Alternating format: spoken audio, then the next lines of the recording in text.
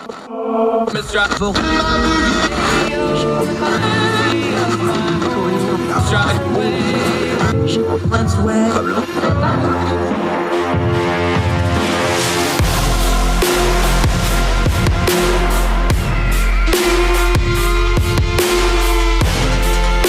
host, Andrew Donaldson. This is Heard Tell. Welcome back to Heard Tell. Okay, he's back. He's our history buddy. He teaches history at the college level up around the Raleigh area in North Carolina. He's also an author in his own right, wrote some local histories, working on some more in the future, we're told. Eric Medlin, frequent contributor to ordinary-times.com. How are you, sir? Fantastic. How are you doing, Andrew? Great having you back again. You wrote an absolutely amazing piece. We had it in ordinary-times.com. It's called In Defense of Useful History. Let's preface it this way. Like everything else with social media, we have superstar historians on social media now. We have a higher, I don't know how you want to call it, a higher ability to dig into history because we have these great devices in the palm of our hands that have the entire depth and breadth of human history in them. All we got to do is ask Google about it. What's the proper use for history when we're dealing with breaking news like the war in Ukraine? We all know we can go and look into the background of it, but what's the proper use? You're a historian, so doing stuff in real time isn't really your thing, and yet people like me, that's what I do. I usually go to history first for parallels and to try to get my bearings on things, but as a history teacher, how do you see it? What's the proper usage there? Well, I think that history provides precedents and it provides context and it provides something that we don't have as much nowadays in our social media age. We get a lot of phenomena where it seems like something has never happened before and we don't know how to process it. And our approach is usually fear and hyperbole and shock, and it's the end of the world, or it's the end of society, or it's the end of capitalism, or whatever, nuclear war, something along those lines. And I feel like history provides this safe anchor, this comforting voice saying this has happened before. It had this particular outcome, but one of the outcomes is that we're still here and that we're still around. We still have society. We still have creature comforts and our livelihoods and our structures and our familiarity. And that's good or bad in some ways, in some different contexts. We still have problems. We still have issues. But history, to me, is very helpful in showing, okay, conditions similar to the ones happening right now, happening in the public intellectual sphere, like you're talking about, have happened. Here's how people of the past navigated them, made the best of them, made them work out, and here's what they did right, and here's what they did wrong. And I think that that's the role of history in the public intellectual space. It's not to just bolster a simple political argument or to make the most dramatic point possible for clicks and likes and retweets. It's to provide context and to help us figure out what to do going forward.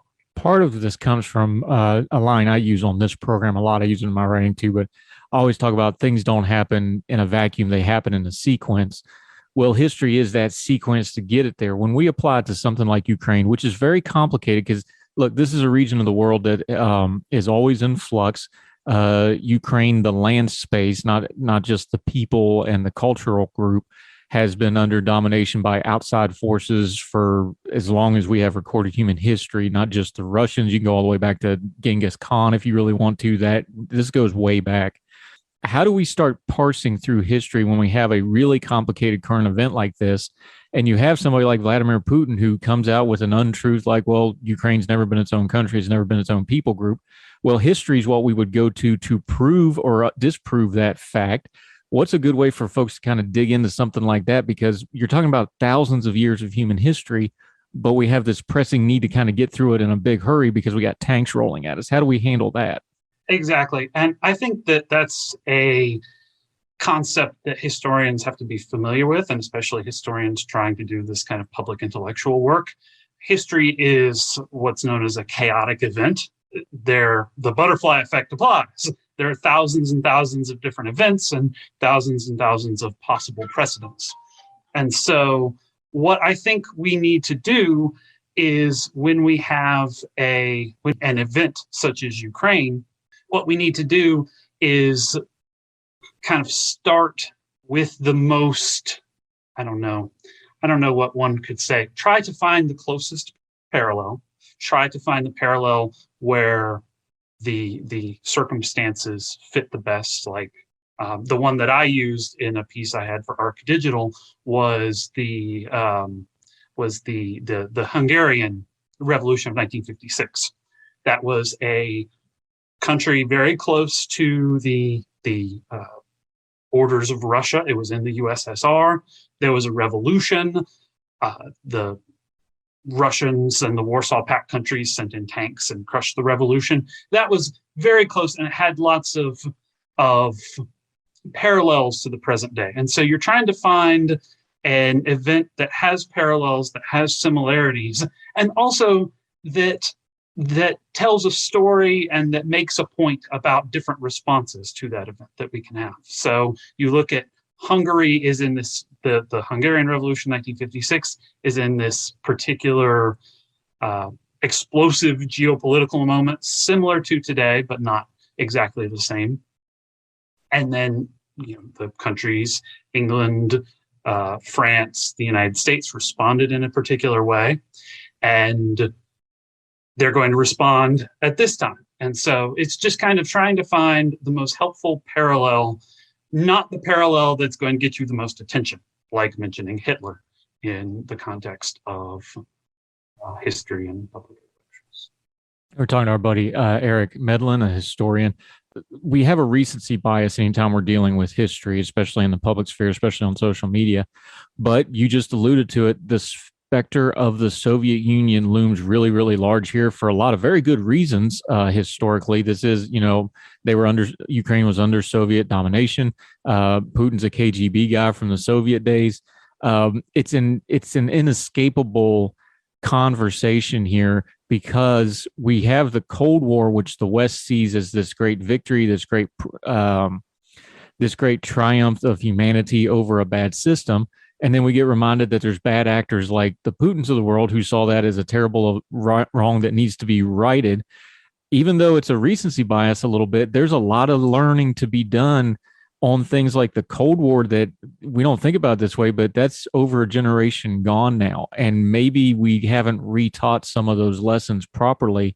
And then something like Ukraine happens, and all of a sudden people are like, oh my goodness, why are these folks fighting? And we need to reteach it again. How much of history is just being repetitive with it? Because every 5, 10, 15 years, you've got a new generation and you've got to teach this stuff all over again, don't you? Well, that's exactly right. And something that happens with many different historical events, and it happened with the Soviet Union and our understanding of the USSR, is the new availability of sources. USSR opened up its archives in the early 90s. There's this fascinating story of how researchers rushed in to get these papers before they were going to be, spread to all 4 corners of the earth. And a lot of those papers helped historians relitigate the Soviet Union and relitigate the story of those past several decades. And then they published books and articles, and they taught the things that that the West had gotten wrong about the Soviet Union, and that the earlier histories had gotten wrong. And so there's always more sources. And also, mid to late 90s, Soviet Union falls out of the headlines. People maybe aren't as listening as much to those new histories. And so public attention, new sources, new historians with new methodologies, all of that plays into this, what you're saying, this need to reteach history over and over and over again. The events happened, they stayed the same, but our sources and our approach and our mindset and the attention we're paying changed. Talking to Eric Medlin, our history friend, frequent contributor at ordinary-times.com, published author in his own right. Okay, when you take something really big, like a shooting war, like this is pretty much the largest land war in Europe since World War II, this is a consequential event. As a historian, when you start looking at this, do you start making little mental notes as it's happening, knowing that you're going to have to go back and you're going to be studying this for pretty much the rest of your life? Like this is going to be a big deal for the next 50, 60, 70 years. Do you kind of start taking little notes as it's happening, as it's developing? Like, okay, I need to go back and research this. Okay, here's a parallel I'm going to look at later. Oh, here's this story. This don't feel exactly right. I want to leave this one alone and come back to it later. How are you viewing this as a historian as it's unfolding in front of us? Well, you're really reading the first draft of history from journalists, from people who are on the ground, people who are analyzing the situation in your New York Times, your Atlantic, your New Yorker, all of those different things. You get the real-time analysis and information, and you try to, just as a historian, you're just a publicly interested person. You want to see what's happening. You want to see where it's going to go. And you kind of take notes, you see what might be relevant, you see what you may want to come back to later, how something will develop, and what earlier process is starting to look like it might happen again. Like I keep posting about and telling people that Ordinary Times needs to have I think it's a mud week or a tire week or something along those lines, because there's this idea that maybe, one of the things holding Russia back was the melting snow and the mud and the poor logistics, and does that harken back to those earlier invasions of Russia in the early 19th century? And usually, as a historian, you want to be careful making too many parallels between the modern information age and the 17th, 18th, 19th centuries, because they're so fundamentally different in so many different ways. Those people would be alien to us and we would be alien to them. But in some particular ways, if you start looking at situations that are unfolding, you can start to see maybe those earlier helpful parallels can teach us something about what's going on. Yeah, I am a logistics guy. I'll tell you with 100% certainty, the Russians' logistics suck. We know they've sucked for years and years and years. And now you got the evidence because they don't know how to do logistics. They don't prioritize it. We treat our logistics as a weapon system in the U.S. military. That's why we're so great at what we do. And they don't. And you're seeing the results of it. But that's another story for another day. Historian Eric Medlin, we're going to continue with him in a minute. We're going to go into an example that he wrote about in Ordinary Times, some pushback about using history in real time like that, and also talk about a habit of some of the, we'll call them Twitter famous historians, to get into the prediction business, which is a little antithetical to being a historian. We'll get into all that. Our friend Eric Medlin, historian, more heard tell right after.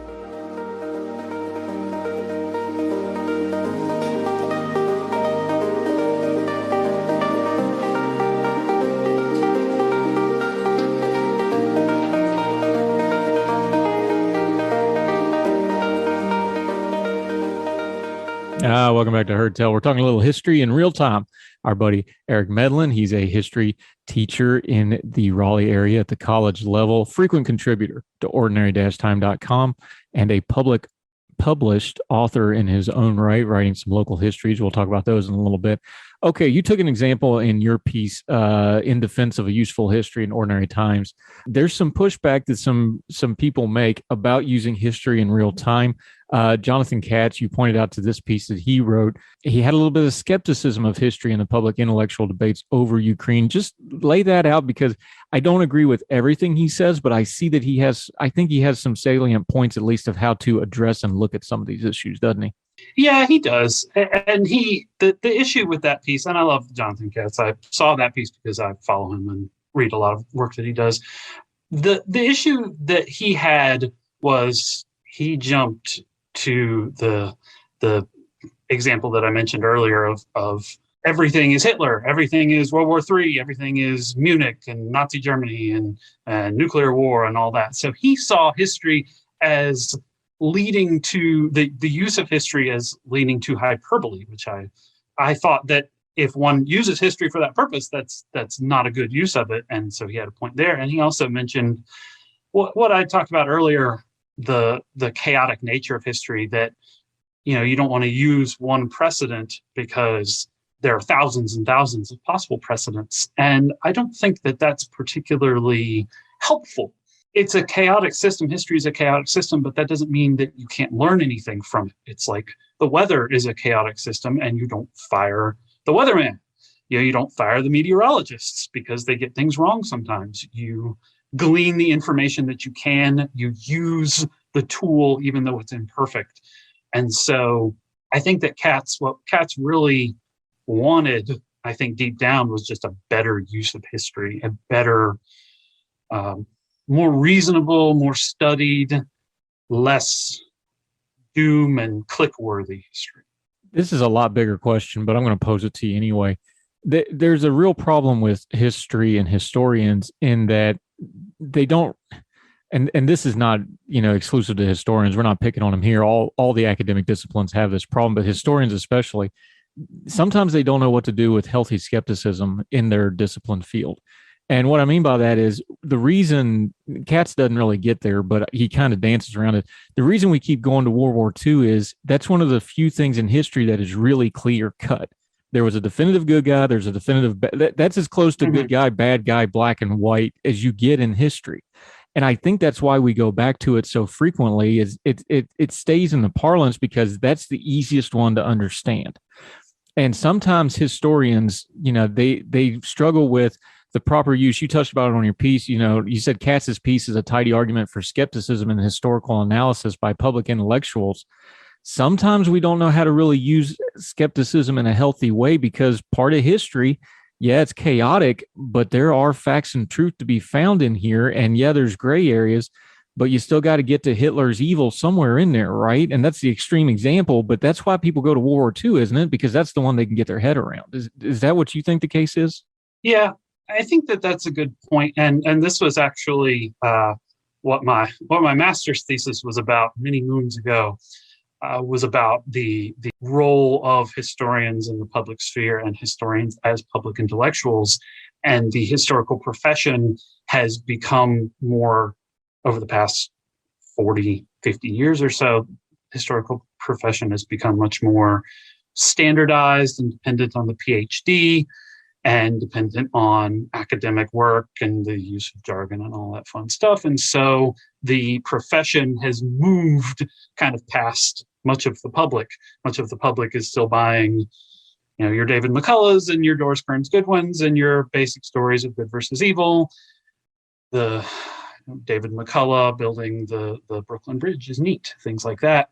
And the academic historians are focusing on very complicated structures of power and discourses between different groups that don't lend themselves easily to public intellectual analysis. And there's this real desire, there's this real demand for it. And so people are turning to non-historians, and they're turning to maybe historians who are much better at talking to social media than they are at looking at history, analyzing sources, making arguments that are not influenced by their ideology, but actually by the sources, colored by their own interpretation, of course, but actually based on the historical sources, on the truth and the facts and all that. Yeah, there's been a running joke about there's David McCullough, the narrator of history, and David McCullough, the writer of history, and never the twain will meet. Kind of goes to what you're talking about. Talking to our buddy, Eric Medlin, historian in his own right, published author in his own right. Let's just to use one example, since we're talking about World War II, Neville Chamberlain, you mentioned him in your piece. Here's one where it looks like it's pretty clear cut. Oh, he appeased the Nazis. He's a bad guy. There's the famous photo of him waving the paper and go on, peace in our time, which was, foolhardy. But then we forget the parts about, he's the guy that prioritized the Royal Air Force and built it up. And that's what kind of kept the Nazis out of England and saved England until we entered the war.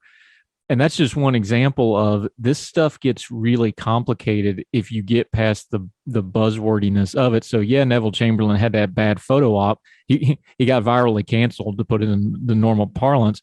But he's also had a hand in the part that saved England until we came into the war and the war evolved. as a historian, when you go to teach something like that, like a Neville Chamberlain, like a U.S. president that's problematic, like a Nixon or whoever, pick one.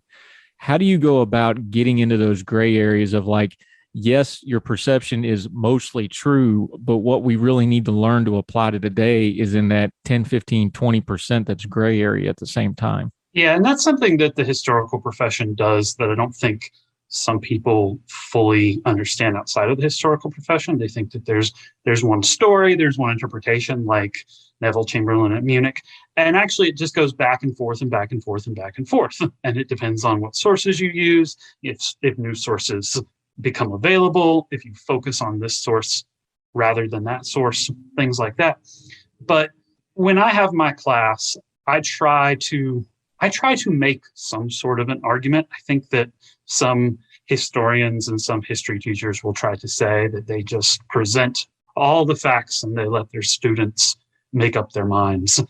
And I don't think that that's what your job is as a history instructor. I think it is to make an argument based on your interpretation of the sources, based on that information. Try to make it as well-rounded as possible. Try not to have your biases influence it to a certain degree, to what's possible. And then your students, they can have their own interpretation. They can challenge you. They can discuss the topics, and there's discussion times, and they can raise their hands and ask all that. But it's your job, at least to a certain degree. You can't say, let's say Neville Chamberlain. Some people believe this about Neville Chamberlain. Some people believe that about Neville Chamberlain. You figure it out. It doesn't work that way. Talking to Eric Medlin. Okay, let's go to the kind of the crux of the end of your piece, though.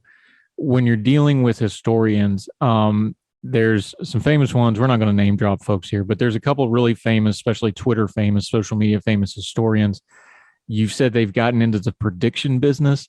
I understand the, it's like a person that covers sports. All of a sudden now you want to start predicting games because you understand the stats. I get it. I get the temptation, but you touch on the fact that's like, especially in the public sphere where you're not in it, it's probably one thing to do it in the academic environment.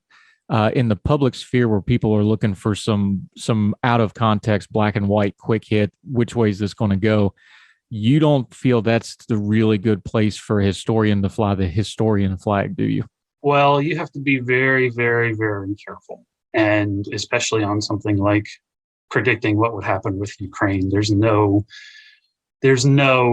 ability to do that as a historian. And you're not a seer, you're interpreting sources, you're using sources. And I think that prediction is always a questionable business with public intellectuals. I've read some research on public intellectuals. They make lots of predictions. They're often untrue, and it's the nature of the business to just ignore when you have an inaccurate prediction. Just move on, just keep going, pretend that it didn't happen. And I think that if you're a historian, you do make a prediction, you need to acknowledge if you're right or wrong and explain why and explain how. And I feel like most of the people who make those predictions aren't going to do that. And it's just going to kind of cheapen their work. Yeah. Eric Medlin, historian, friend of ours. Let's go back to where we started to kind of put a bow on all this. Again, the events in Ukraine, this is not unprecedented, as we've already laid out, because this stuff history doesn't repeat, but it rhymes a whole lot. And this is kind of a remix. When we look back on this with Ukraine, and we don't know what's going to happen, we're not going to predict the future here. What do you think some of the lessons leading up to it is? Because a lot of people did get it wrong. I was one of them. I thought this would be another brinksmanship. I thought he would do brinksmanship, or he would go into the controlled regions where they weren't going to really fight him, that sort of thing. Maybe that was wishful thinking on my part, but a lot of people thought that.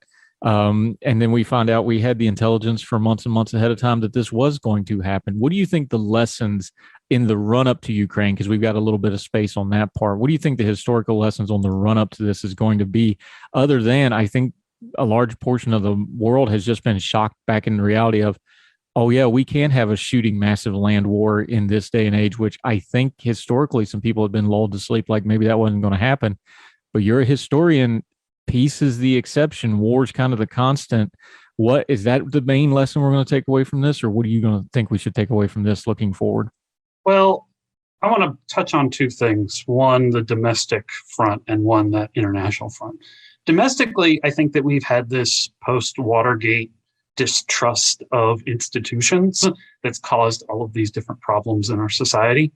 And one of those institutions is the intelligence field, is the Defense Department and all of that. And they got this one right.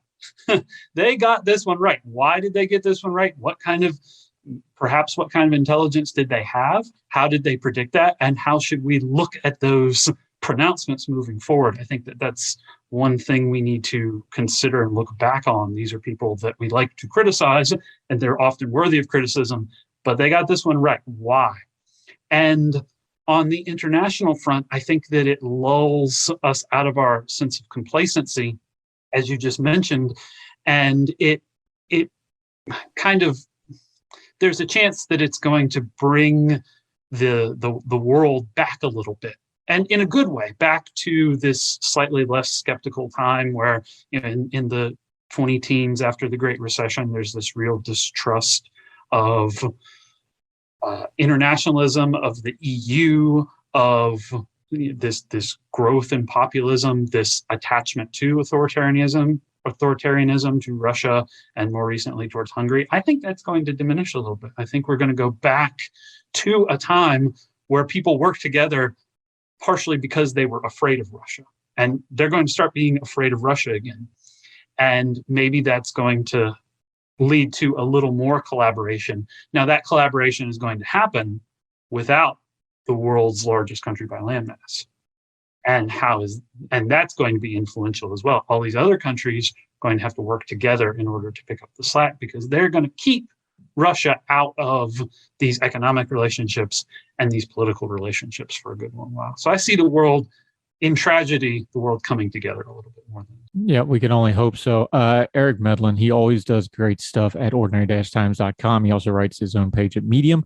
He has a book out, Local History in North Carolina. Make sure you go check that out. We're always thrilled to have you back. Until folks see you again, though, let them know where you're writing and your social media so they can follow you until we get you back on, my friend. Follow me on Twitter at Medlin Writes and ericmedlin.medium.com. And he's just about a weekly write-up at ordinary-times.com. Thrilled to have him. Always a good conversation. You write good stuff, my friend. You do good work. And we appreciate your time greatly today. Appreciate it. Definitely. Thanks so much, Andrew. Thanks, sir.